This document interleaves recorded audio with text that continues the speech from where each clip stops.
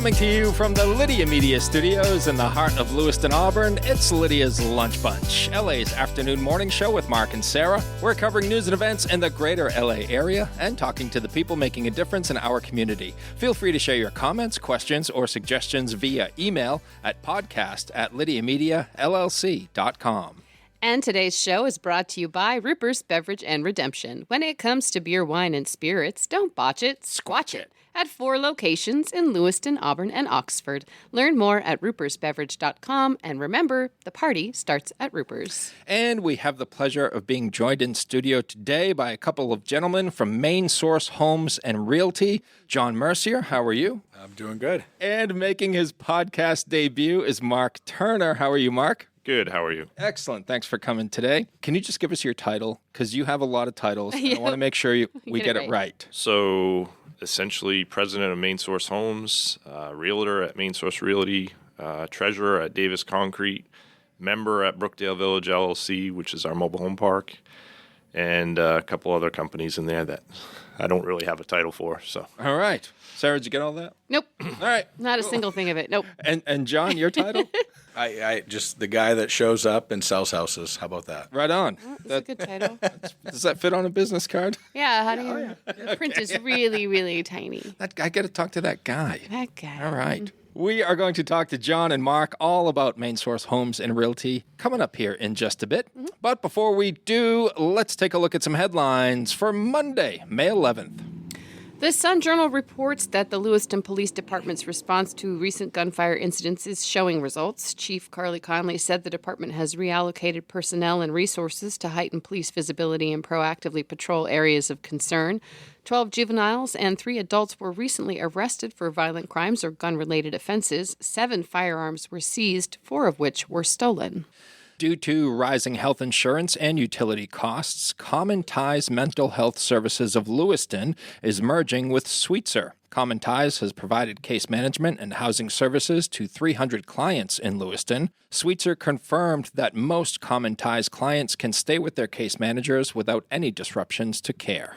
The City of Auburn announced that the electric vehicle chargers in the municipal parking garage behind City Hall have been replaced and are ready for use. The chargers are located on the first floor of the garage, and the cost is $2.10 per hour. There is a 2-hour charging limit. And the Auburn Lobster Festival is this weekend, Saturday, May 16th. The city will close down Main Street by Festival Plaza for a celebration of food, live music, and real Maine lobster, plucked straight from the Androscoggin River. River lobster. Admission is free for the family-friendly event. Learn more at auburnlobsterfestival.com. Now it's time for the weather. Oh, the weather. Rain or shine, it's all okay. Grab your uke and start the day. You don't need perfect skies above. Hey, just a song and a little love. Sunshine gives way to cloudy skies this afternoon. We'll have a high of 60 and a low of 41. Mostly cloudy tomorrow with a high of 57 and a low of 39. Cloudy with afternoon and evening rain for Wednesday, high of 58 and a low of 37. In sports, well, the Red Sox, they're back to their losing ways. They lost to the Tampa Bay Rays 4-1 yesterday. Sox, what? You get to see it in person. I saw it in person. How thrilling. Yay. The Sox are off today and will host the Philadelphia Phillies tomorrow night. And our Maine Mayhem women's football team beat the Buffalo Blizzard 49-24. The Mayhem will visit the Harrisburg Havoc on May 23rd. That is your news, weather, and sports. And right now it's time for the podcast segment that is Sweeping the Twin Cities. It's time for famous people birthdays. They're famous. It's their birthdays. It's famous people birthdays. It's famous people birthdays. Another lackluster day of FPBs. Let's take a look at FPBs for May the 11th. We're going to start off with former New England Patriots quarterback Cam Newton, who's 37 years old today. I hear he also played for the Carolina Panthers. Oh, yeah. He was pretty good with them, too. He was their number 1 pick in the 2010 draft and also played in the Super Bowl that he lost. Can't win them all, right? No. You guys Patriots fans? Yes. Yeah? Did you like the Cam Newton year? No. No. Okay. Any particular reason, Mark? He sucked. He did.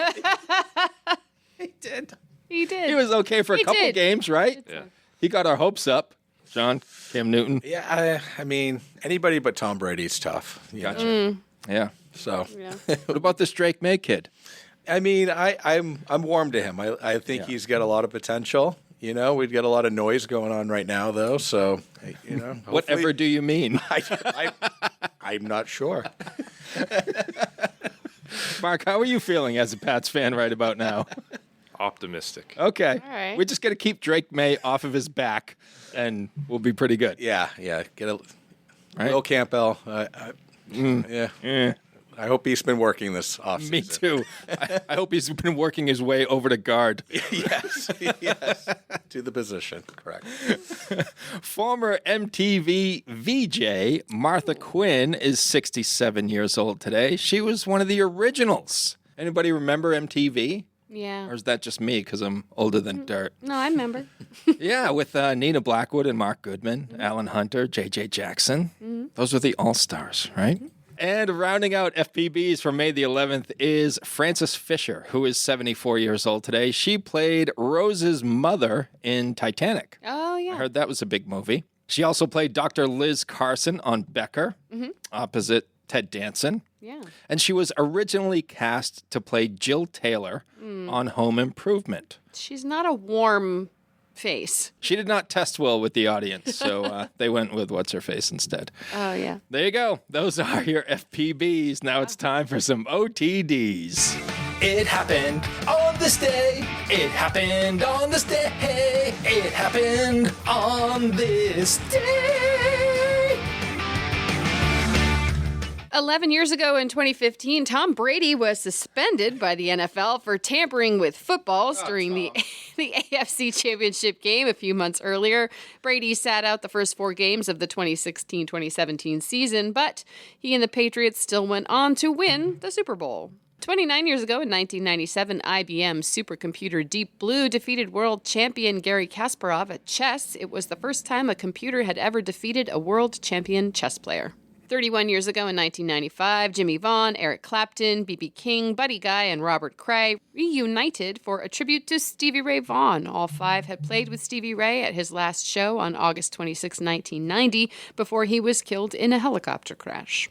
36 years ago in 1990, Richie Valens was awarded a star on the Hollywood Walk of Fame. That was 31 years after his death. And lastly, 168 years ago in 1858, Minnesota became the 32nd state in the Union. Its nickname is the Land of 10,000 Lakes, but the state actually has over 12,000 lakes, giving it more shoreline than California, Florida, and Hawaii combined. Pretty cool. They got some big lakes. I always thought that was a gross exaggeration. Land of 10,000 lakes. But Seems as though it's not. It's actually an underestimation. yeah, well, thanks for clearing that up after you just read it. We all learned something today. Well, at least I did. You probably already knew because you're wicked smart. Those are your FPBs and OTDs for May the 11th. Whether you want a sit-down meal or a grab-and-go, Pat's Pizza in Auburn offers delicious sandwiches, pasta, salads, and pizza at family-friendly prices. Pat's Pizza, serving the L.A. area since 1985. Open daily from 11 a.m. to 9 p.m. at 85 Center Street in Auburn. Online at patsauburn.com. Looking for a vehicle but don't love the car shopping experience? At K&R Auto Sales on Center Street in Auburn, Frankie Campbell is known as your friend in the car business. That means no pressure, honest conversations, and helping you find the right vehicle for your budget and your life. Stop by K&R Auto Sales today and see how easy buying a car can feel when you've got a friend on your side. Dirigo Federal Credit Union is proud to call Lewiston Auburn home. Whether you're buying a house, saving for the future, or growing your business, we're here for you, right where you live. Visit dirigofcu.com and feel the difference of a credit union that truly knows LA. And now we shift focus fully to our guests in studio, Jon Mercier and Mark Turner from Maine Source Homes and Realty. Before we started recording, John, you were telling us all the things that Maine Source Homes and Realty does. You're not just buying and selling homes. We like to say we do all things housing. And our primary focus is kind of twofold. It's building new homes. We do new modular and manufactured homes, custom built. We have some land development. That's primarily what Mark focuses on, is taking care of those customers. And we also help people sell their home and help them buy new homes, just like any other real estate company. The difference is sometimes we put it all together, and there's the market's a little interesting right now. It's every time we think it cools off, it seems to heat right back up, and every time we think we have some inventory, it goes right away. And so it's been a challenge for a lot of people who have been trying to downsize for the last few years, and we fill a little bit of that gap. Yeah. What is selling right now? I mean, anything that is under 300,000 is moving pretty good. There's a lot of people that are trying to get into the market, and with rates being a little higher than they have been the last 4 or 5 years ago, and inventory being low and keeping the home values up, it's definitely been a challenge for a lot of home buyers out there. Yeah. So John is a returning guest to the show. We got his story the first time he was on. But Mark, you're new to the podcast. How did you get into this crazy business? Well, it's sort of a family business for us. My dad started it in 1972. He worked he was a vice president of sales over at Maine Electronics in Lisbon. And so that's how we moved from California to here. I was actually born here. And then so he basically started a mobile home park on the side that turned into what is now Maine Source Homes. And then when John came on board after, I don't know, what year was that? That was 07, 06. 07, 06. Then we always had real estate licenses, but we just used them to buy land. And then John kind of came on and started the whole real estate piece and helping customers, and it wasn't just to buy land anymore. It turned into a full-fledged real estate office. And then kind of expanded, we had the mobile home park, we had the real estate, then we've always built homes, and now we're doing property management.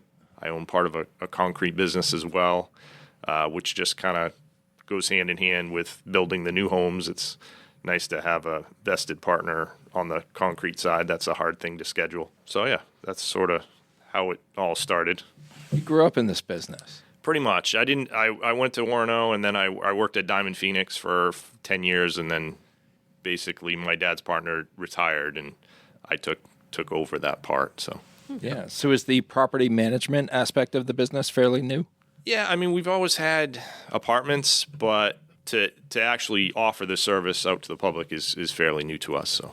And do either of you see modular homes picking up steam? The quality of the modular homes seems to be getting better by the year. Yeah, I mean, modular construction is, in my opinion, is no longer thought about, as like a lesser, way to construct. It's just a different way to construct something. Panelization has become popular as well, which is like a kind of a hybrid between site building and modular. It's not about how you build it. It's kind of like, there's still quality control, with the factories that can be hit or miss sometimes, just like site building. But at the end of the day, it's the timing that makes it the biggest difference. We can get a new home up, like a real basic ranch, we can put together in like about a month, if everything goes well. Site builders can't even come close to competing with that. And so we're able to get things done quicker. And in Maine, we have such a short summer. We've got, I'm not even sure when spring is going to start. I think in July. I played golf yesterday, and I started with a winter hat, Yeah. And Yesterday was a little weird. So we've got this really short window of outdoor construction. If we have a paved road without a cone on it, before the end of the year, I'll be surprised. It's just, it's such a short window. And so really that's where I think the modular construction. Yeah, I mean, essentially they're built to the same code, right? So the downfall, if there is one, of modular is probably just the fit and finish of the final product, which can be addressed on site by your builder like us. And then the other thing is sometimes you get into the mansions and, the stuff with crazy dimensions. Modular struggles with that because you have to ship pieces of it down the road, right? So, but for the average, home, we're very competitive, and like John said, the timing is a huge factor in that. John, you mentioned the term panelization. Yeah. Can you explain what that is? I've never heard that before. So, let's just say you're going to build a wall. Sometimes, if you're doing it on site, there's a couple different ways to do it. Panelization is basically building walls or sections of a building inside a factory and then transporting those sections to the job site and putting them together with like a crane. Sort of like modular. Modular is the ultimate panelization. They build the entire, like half the house or sometimes the entire house inside the factory and then transport it to where it's going to live the rest of its life. And so instead of bringing each stick to the job site, putting them all together there, you're bringing it to an indoor facility that if it rains, if it snows, it doesn't really matter. You can build it year round. Yep. So, even though the market's great, a lot of people, that have their starter home don't necessarily want to give that up right away.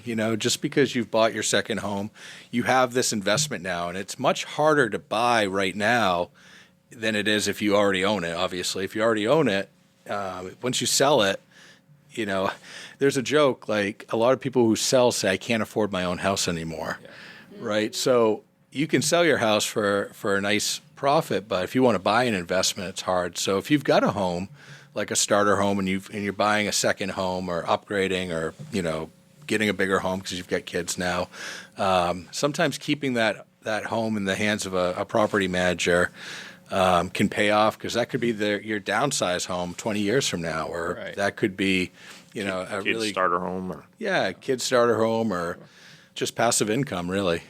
I'll throw this out to both of you, whoever wants to take it. What would your advice be to potential young home buyers who feel that owning a home may be out of reach at this point? I believe that if you work hard enough and you get hooked up with a good buyer agent, obviously I would say start with me. But if you can't connect with me, there are literally hundreds and hundreds of really well qualified realtors out there, and these realtors will not just bring you to a house and help you write an offer, but the good ones will work with you as long as it takes to get pre-qualified, to make sure you understand the finances of buying a home. There's different options out there. Like Mainstay Housing is still giving away a ton of money for multifamilies. Yep. You can get up to $14,000 for free to buy, a 2 or 3 or 4 unit. That's how I started. I actually bought one of Bill Turner's, his dad's, 2 units. And, Bill looked at me and said, "Why are you renting? You got to own something. Let the tenants pay for your mortgage." And that's how it started for me. I bought a 2 unit. I had to fix it up. It did not come like a new house. It gave me a great appreciation for new construction. This 1898 Cape that was converted into a 2 unit, I had tons of problems, but you get to learn a lot as well as a young home buyer buying something that does need work. That's where the sweat equity comes in. You learn how to do flooring, you learn how to paint, you learn how to fix things. Time goes by quick. Next thing you know, you have a small market shift and you're sitting on a pile of money. And, that hard work does pay off.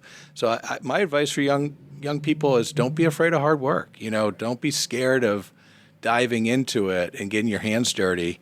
That's what, we've done for generations, and it's worked well. I think to add to that, though, is what you said about the hard work is sometimes we used to have a lot of first-time home buyers. Like we had the kid that started the disc golf. Yeah. And, he came in a fancy car, and John's like, well, you got to have some money down. And he wanted like 80 acres and a new house. And we're like, whoa, how's this going to work? I'm like, this is never going to happen. But John said, well, you got a car payment that's $500. Within a week, he sold his car, came back in a beater, and he was motivated, right? He wanted that. Yeah. Yeah. And I just didn't think it was going to happen. We got him hooked up with the land. We got him hooked up with a new house. He built his disc golf course. He rented an excavator. So that motivation to get what you want, you got to maybe sacrifice something too, which I think can be missing in today's day and age. And also don't be as scared of a quality house that needs some cosmetic stuff.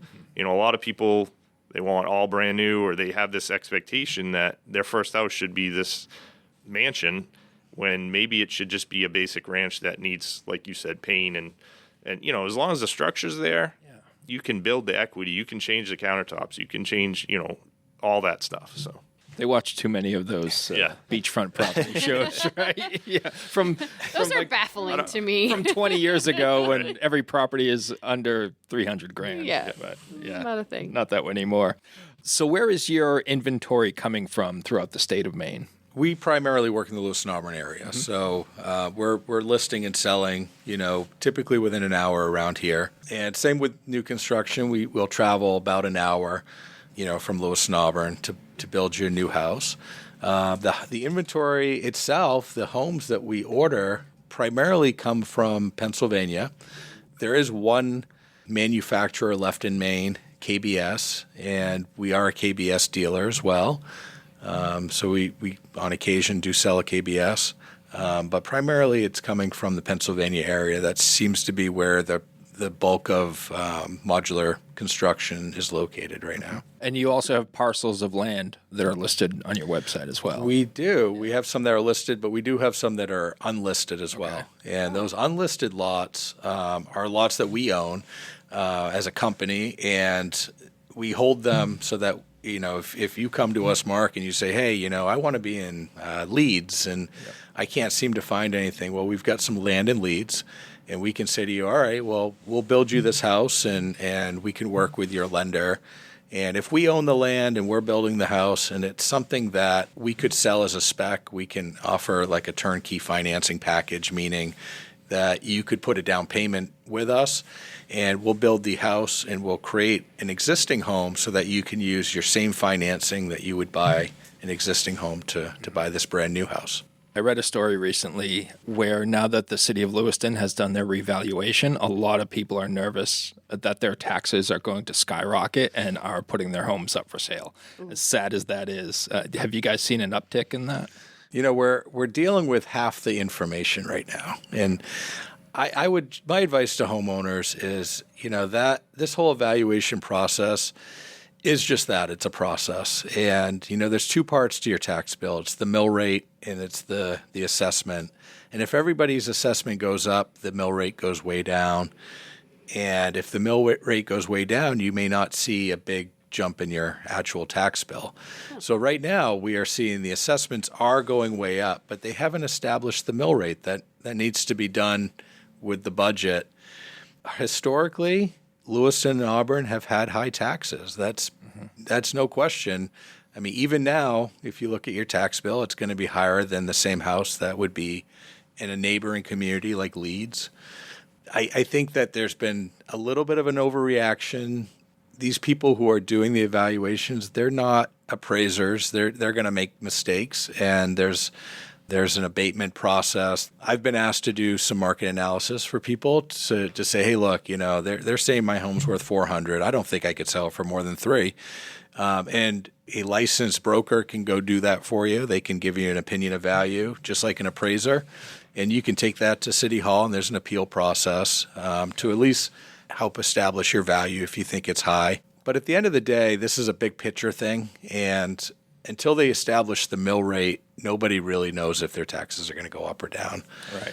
Good times in the city of Lewiston. Yes. Right? Yeah. Well, there's two things in life guaranteed: death and taxes, right? So that's the truth. Mark, if you could clear up one misconception about your industry, what would it be? The biggest thing is just the old school mentality that a lot of people think modular and mobiles are the same thing. Mm-hmm. And we sell both. We have a mobile home park with a bunch of HUD code, which is mobile homes. And then, we obviously build site-built modulars, which is, again, like I said earlier, the same code as any stick-built home, with a few exceptions. So I think, we have a lot of first-time home buyers that come in with their dads or what are uncles or whoever, and they're like, oh, you don't want a mobile home. And it's like, it's not a mobile home. A modular is not a mobile, and vice versa. So I think just understanding that and maybe going, having some of the old timers go through a home, like you said, they've come a long way. Both products have come a long way. I mean, some of the mobile homes in our park you couldn't even tell they were a mobile home. They're all drywall now. They're really actually quite beautiful. So I think just having people see the product and understand it's not your 62 Detroiter, tin can that, basically was a camper that people lived in. So Right. it's not that anymore. So There's a lot more aesthetics to the modular homes too now. There used to be they all kind of Little were boxes. cookie-cutter boxes, and Yes. now there's gables and there's porches, and they're much more aesthetically pleasing, I think. yeah, than they and used to and be. I agree. And for the most part, we can do any kind of aesthetic that any stick builder can do. That stuff's just basically time and money. And if the factory doesn't do part of it, we do it on site as well. So How does pricing compare? it's very similar. Yeah. It's more of an advantage from a time point of view than a money point of view. Be much faster. Gotcha. Right? Yeah, time is money. You got to get in there. You got to get in there. Right. Right. And the modulars are set on a foundation, correct? Yes, modulars have to either be on a 4-foot frost wall or a full foundation. Yeah. And then a mobile home or a HUD code would be on a concrete slab. Is there anything else about Maine Source Homes and Realty that you guys would like our listeners to know? Right now, we book up pretty quick, obviously, this time of year. But we do have a couple openings for the end of summer that we're looking to fill up. I think it's a great option to explore. A lot of people who are maybe even first-time home buyers may not think that they could build a house. And I think a lot of people get discouraged because they go out, they look at a few houses. I just listed a home in Poland, and I knew they were going to have 5 or 6 offers. And it delivered. And that means there's going to be 4 or 5 losers, that are going to walk away from that house disappointed that they didn't get it. And so, instead of just thinking maybe I can't build, I would encourage these buyers to reach out to us or any modular dealer and have a conversation, because you never know. Building a home as your first house could be a really cool experience. We really do try to make the experience as easy as possible. We say pick out the options, pick out the colors, tell us where you want it, but then just let us take it from there. And we don't have them making decisions every day. They make the decisions, and then it's Mark's job to get the product delivered. So, Yeah, I think it's easier than people realize, especially with us. We have Jason in the office. He basically manages the customer expectations, and I manage the site guys. So you're not managing your concrete guy or your carpenters. We manage from the excavation all the way till finish, codes, all that stuff. We deal with all that. So basically, all you got to do is meet with John, line up your financing, pick out where you want it on the property, and we kind of take it from there. So It's a one-stop shop. yeah, and it's basically turnkey. Yeah. We love to ask this question not only of people in your industry, but plumbers, electricians, what have you. We used to ask, who is your worst client? We don't ask that anymore. We restructured the question to... We don't want to hurt anyone's feelings. Right. And obviously don't mention any names if you choose to answer this, but we'll start with you, John. Can you tell us about one of your most memorable clients? a couple of them come to mind. One of them comes to mind. This person was a pain in the butt through the whole process. I even think they gave us a bad Google review, and they were just upset with. It just seemed like they were just upset with life, and we just happened to be in their life building them a house at the time. But a couple years later, this person referred a family member and two close friends to us. And told them that it was the best experience they ever had. And, it's baffled me a little bit, the whole situation, but it kind of goes to show, building is a stressful thing. Buying real estate is a stressful thing. These are the biggest things you're going to ever do in your life. It's the most money you're ever going to spend. I'm proud of us for staying calm and collect through that whole thing. Mark never told him where to go, or, we just said, yeah, we'll fix it. Or, if you get a problem with it, we'll come look at it. Whatever it is, we were there for them. And I think that patience really paid off, because at the end of the day, when they probably had time to reflect on the experience, they were like, those guys really were there every time we called. They never ignored us. Maybe they were a little over the top.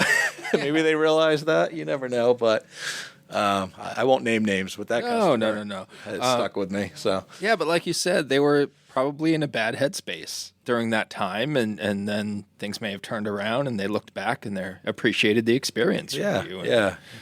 Like, man, maybe I was a jerk. We've had a lot of different customers. We recently had a guy that was downsizing. He's very specific on what he wanted, and essentially we ended up building him. My dad had built his original house, and we ended up building the exact same house, just like 2 feet bigger, down on his property down the road.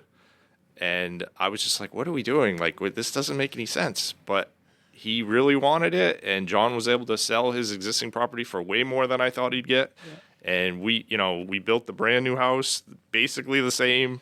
And I'm like, I don't know, it just didn't make sense. But he's super happy, and one of our biggest fans, and happy to help. Just seemed crazy to me that he would do that. But well, he really liked the house the first time. Yeah. What's interesting about this, what he changed was literally inches. He said, I have a shelf that I have under this window, but it blocks the window by an inch, so I want to move the window over like an inch. They had their furniture laid out, and they realized after looking at several floor plans, they're like, you know what, we just want the same house. We just want it on a different lot. Yeah. But we want to fix a couple things so our furniture fits a little better. Great stuff, guys. Where can folks go online to learn more about Maine Source Homes and Realty? Our website is mainsourcehomes.com. We are on social media, Facebook and Instagram. Neither of us have a TikTok, so we're not sure. We're not on that, so you will not find us on TikTok. Okay. Not even you, Mark? You're not on TikTok? No. All right. Face, your face. Somebody's face. Whatever you want to do. Who knows? Again, that website is mainsourcehomes.com. Uncle Andy's Digest is turning 30, and you're invited to celebrate with us. Join us Friday, May 22nd from 6 to 10 p.m. at the Hilton Garden Inn Auburn Riverwatch for a night of celebration. For 3 decades, Uncle Andy's Digest has been Central Maine's community-focused monthly advertising publication, connecting local businesses with loyal readers. Enjoy 90s music from Palo Entertainment, hors d'oeuvres, a cash bar, in recognition of our longest-running advertisers, and much more. Find all the details in the latest issue of Uncle Andy's and on Facebook. We can't wait to see you there. John and Mark, we'd like to close out the show with a segment called 3 Random Questions, where Sarah and I will ask you questions that have nothing to do with home ownership or real estate or anything along those lines. You good? All right. Mark, I kind of want to start with you because you're a big sports fan, right? I get that vibe from you? Yeah. All right. Mark, if you could attend any sporting event in history and have the best seats in the house, what would it be and why? I would say the Patriots come back in Atlanta, that Super Bowl. That's the one. Yeah. Wasn't that your answer too? I have a feeling I asked you that question. I think you asked me that question. Yeah. I just watched that game. I was like, God, I can't believe that happened. I don't think I could pick just one when you asked me that. Yeah. What compares to that? Absolutely nothing, right? How do you come back from that? That's why you have to watch it, so you can, that's how they did it. Yeah. What happened to that? Because no one would ever believe it. So, John, let's see if we can narrow it down to one for you, and you can't pick that game. No. Geez, I don't know. That's tough. Because Are you more of a football fan than anything? Or? I like golf a lot, too. I don't know. Let me ask you this. It's really hard to narrow it down. Tiger Woods Masters. Yeah, I was thinking about, like, one of the U.S. Opens, or, the first Master he won, I think he won by 8 shots. And that's not really, like, exciting thing to watch, but it's mind-blowing. Yeah. When you watch the golf today, no one's winning by 8 shots in a major. That just doesn't happen, especially a kid that's not even like, It's fresh out of college, not right? even in college. Yeah. He's basically, first year college guy, and he just shows up and just. I probably actually watching that event would probably be more for the commentating around you, just the wow of all these people, who thought they knew what a golfer looked like, and then seeing Tiger Woods just come in and absolutely destroy him. Yep. There's probably some interesting comments. I'm sure. All right, John, follow-up question for you. You have an afternoon off. You head up to your favorite golf course for 18 holes. Who would you rather play with, Tiger Woods or John Daly? John Daly. Not a question. Not a question. No. Why is that? I've always been a John Daly fan. Yeah. When I got into golf, I was like 13 or 14, and I started dabbling around, and then I got really into it. My first driver I bought was the Killer Whale, and it was signed by John Daly, and it was like the biggest head ever. You look back, it's no bigger than a hockey puck, but back then you thought that was big, because before that you had like metal. Metal was new. They're like, oh, the new metal Woods. Before that it was Woods. Yeah. Oh, Yes, it was. Okay. I mean, of course, Tiger could help you with your golf game, but John Daly. yeah. Be fun. Stories for days, Come on. right? Absolutely. Yeah. All right, Sarah, what do you got? All right. We'll start with you, Sure. John. If you had to replace all the water on Earth with an alternative liquid, what would it be? That's a very interesting question. I don't know. That's her specialty. How about Gatorade? Or what's that movie where we all get dumber every year? It's not a Just movie. reality. Because the smart people aren't Oh, breathing. Idiocracy? Yeah. Don't they replace all the water with Gatorade? And then the guy travels back and he's like, no, you got to use water. And Yeah. he's the smartest guy on the planet. So Okay. Gatorade it is. Gatorade. Mark, same question. If you had to swim in something, Gatorade doesn't sound like it would be the worst. Yeah. All I can think of is like baby oil. I don't know why. All right, Pete Diddy. Slippery. No idea why. I don't think we could survive on baby oil. No. I think we'd dehydrate. Probably. Would you float in it, though? Maybe? I don't know. That's a good question. So many follow-up questions. So many follow-up questions. Maybe leave that one alone. All right. So no follow-up questions on that one, Sarah? I think we'll pass. Okay, we'll pass. No right. follow-up questions. All right, final question, and we'll start with Mark. Putting your professional skills aside, what could you teach someone to do today with 100% certainty? Probably change a tire. That's valuable. Skills. Yeah. Absolutely. Valuable skill. Yeah.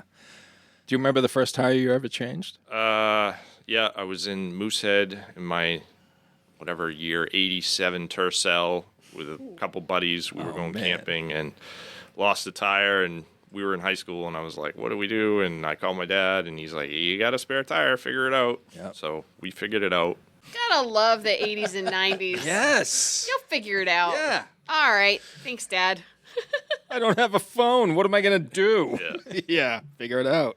And now you'll never know how to change my it. son's learning to drive, and he's 15, and one of those things that we kind of have gone over. And I need to revisit how to change a tire. It's been a while. All right, John, what could you teach someone to do today? Well, I could teach him how to hold a golf club. Yep. Maybe swing it poorly. But yeah, golf comes to mind, I guess. All right. Yeah. We remember seeing you at the Squatch Open. Oh, right. yeah. Yes. Oh, that's right. I think you still have my shirt. Oh, no. Was I supposed to give that back? Is that a story for another podcast? Or Wait, was I supposed to? Lunch Bunch After Dark?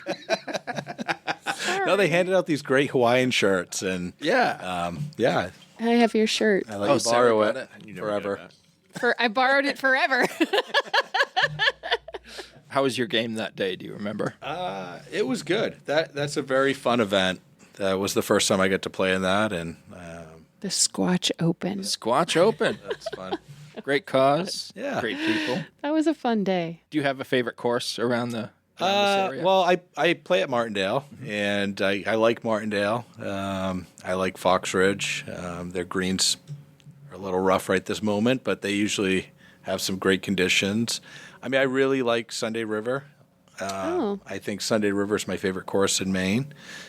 Just the conditions are always great, and the views are amazing. It must be very pretty. Yeah. Yeah. It's and then Sugarloaf in the fall, you can't beat that. Yeah. What's your handicap? It's around 5 right now. Damn, dude. I got a job. I don't even know if that's good. It is good. I don't know anything about golf at all. You might beat John Daly. Oh. Mark, you a golfer? I play once in a while. Yeah. I'm more like a 20 handicap. Same. I'm like a 40. I keep about 3 or 4 balls in my pocket, and if I hit one in the woods, I chuck one on the fairway. There you go. I know that's frowned upon, John, but that's what I do. I don't know much about golf, but I know that's not how you play. That's not how you play.